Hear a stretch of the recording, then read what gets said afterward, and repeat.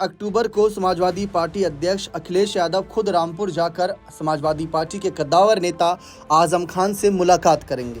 इस मुलाकात के दौरान सबकी नजरें राजनीतिक तौर पर भी रहेंगी कि भविष्य में रामपुर की विरासत किसे सौंपी जाएगी। बीच में हमने देखा था जब 2022 के समय उपचुनाव हुए थे, जब आजम खान को जेल जाना पड़ा था।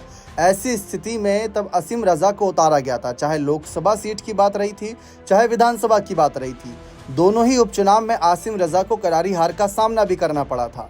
फिर उसके बाद सुगबुगाहट यही शुरू हुई कि आजम खान के परिवार से कोई चेहरा नहीं था। शायद इस वजह से यहाँ पर रामपुर में सपा के प्रत्याशी को हार का सामना करना पड़ा, जबकि उस समय आसिम रजा ने मामले में काफ़ी कुछ गड़बड़ियों के आरोप भी लगाए थे चुनावी प्रक्रिया पर, तो वहाँ पर भी एक अलग चर्चा बनी थी। लेकिन इस बीच अब यही देखा जा रहा है कि आजम खान जो एक काफ़ी वरिष्ठ नेता हैं और हाल फिलहाल में देखा जाए तो जेल से रिहा होने के बाद वह अपने आप को पूरी तरीके से स्वस्थ करने में जुट गए हैं।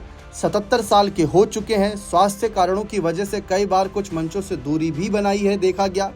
आगे कितना सक्रिय रहेंगे उस पर भी सवाल है। इसीलिए राजनीतिक विश्लेषकों का मानना है कि आजम खान अगर अब समाजवादी पार्टी में अपने उसी कद और रामपुर में अपनी सियासत को रसूख को बरकरार रखना चाहते हैं तो अपने परिवार से ही किसी को आगे कर सकते हैं। अगर मैं देखूं एक नज़रिए से तो भाई स्वार सीट से पहले ही अब्दुल्ला आजम अपने आप को आगे करते रहे, तो हो सकता है कि वहीं उनकी दोबारा नज़रें गड़ी हों। रही बात रामपुर की सीट की, तो रामपुर की सीट पर लोकसभा में मोहिबुल्ला नदवी को आगे कर ही दिया था सपा ने और वो सांसद चुने गए, तो 2029 से पहले उनकी सीट पर तो कोई सवाल उठता ही नहीं। लेकिन 2027 में सबकी नजरें रहेंगी कि रामपुर से किसे टिकट मिलता है। क्या असीम रजा को ही दोबारा से कैंडिडेट चुना जाएगा या आजम खान यहीं पर अपनी बड़ी शर्तें रखते हुए अपने परिवार के किसी सदस्य के लिए रामपुर की सीट मांग लेंगे, और साथ ही साथ सीट के साथ साथ कहीं ये भी तो मांग नहीं रख देंगे कि जो भी नया चेहरा रहेगा अगर कल को अखिलेश की सरकार बनती है तो उसे मंत्री पद के लिए भी देखा जाए। अब मेरा जो सवाल है, मैंने आपको बताया कि स्वार सीट से, जैसा कि मैंने आपको बताया, अब्दुल्ला आजम लड़ते आए हैं और अब्दुल्ला आजम स्वार सीट को लेकर ही कहीं ना कहीं अपनी रणनीति आगे की बना सकते हैं। और इसी विषय पर फिर किसी और चेहरे को लेकर रामपुर में चर्चा हो सकती है। रामपुर की सियासत में अगर देखा जाए तो एक नज़र से सिद्रा की बहुत ज़्यादा चर्चा एक समय खूब हुई थी, जो आजम खान की बड़ी बहू है सिद्रा अदीब।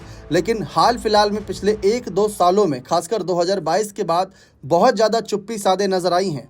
ऐसा लगा है कि उनका कुछ अलग ही यहाँ पर नज़रिया है और पार्टी भी नहीं चाहती कि उनको आगे बढ़ाया जाए। तो इसी वजह से हो सकता है कि रामपुर की विरासत के नज़रिए से सिद्रा का नाम चर्चा में है। बड़े बेटे अदीब तो राजनीति में उतनी दिलचस्पी नहीं दिखाते। तो ये तो मेरा भी सवाल है कि रामपुर की विरासत अब किसे सौंपी जाएगी। क्या मोहिबुल्ला नदवी जो संसद सीट पर काबिज हो चुके हैं, जिन्होंने अपनी पकड़ मजबूत कर ली है, अच्छे खासे वोटों से जीते थे, अब उन्हीं की तरफ से किसी कैंडिडेट का नाम सुझाया जाएगा या आजम खान की तरफ से? अब आजम खान को अखिलेश बिल्कुल नाराज़ नहीं करना चाहेंगे, ये बात आप भी जानते हैं। और मैं आपको एक एग्जाम्पल के तौर पर बताऊं तो जैसे बदायूं सीट पर शिवपाल यादव को पहली लिस्ट में अखिलेश यादव ने शिवपाल यादव को कैंडिडेट बनाया था लोकसभा में, लेकिन उन्होंने पुत्र मोह का ध्यान में रखते हुए अपने बेटे आदित्य यादव को सीट से उतार दिया और वह जीत भी गए। तो वही कुछ बात यहाँ पर भी आ सकती है। लेकिन जैसा कि मैंने कहा, स्वार सीट को भी छोड़ना अब्दुल्ला आजम के लिए थोड़ी मुश्किलें बना सकता है, क्योंकि साल 2017 में अब्दुल्ला इस सीट से 53,000 वोटों से जीते थे। साल 2022 में अब्दुल्ला इस सीट से 61,000 वोटों से जीते थे। भले ही साल 2023 के उपचुनाव में इस सीट पर अनुराधा चौहान जो सपा की कैंडिडेट थी, उनको शफीक अहमद अंसारी जो अपना दल सोनेलाल की पार्टी से, उनको 8,000 वोटों से अधिक के हार से यहाँ पर सामना करना पड़ा था।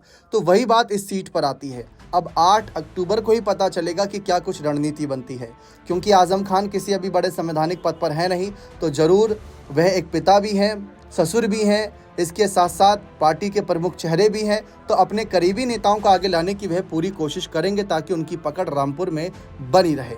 देखते हैं आगे क्या कुछ फैसले लिए जाते हैं। बने रहें चैनल के साथ। बहुत बहुत शुक्रिया।